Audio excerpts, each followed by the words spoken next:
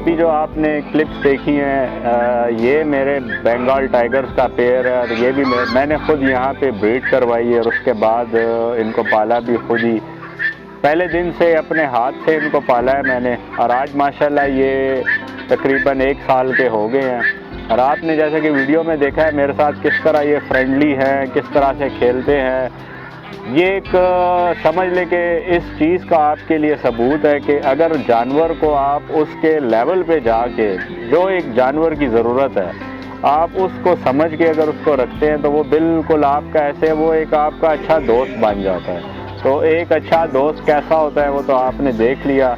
तो हमारी इन वीडियोस का मकसद यही है कि जो आपके इर्द गिर्द जो भी अल्लाह की कुदरत है आप कुछ ना कुछ अपने पास से उनके लिए करें। और ये जो मखलूक है ये बड़ी गिनी चुनी रह गई है। तो हम ये जो मेहनत और कोशिश कर रहे हैं इनकी नस्ल बढ़ाने के लिए ही ये सब कर रहे हैं। और आपको दिखाने का मकसद ये है कि आप भी अपने इर्द गिर्द देखें और आपको वाइल्ड में कोई भी आपको इस तरह की चीज़ नज़र आए। इवन आप अगर एक परिंदा भी रखते हैं तो उसको इतनी एहतियात से रखें कि वो आपके पास रह के खुश रहे।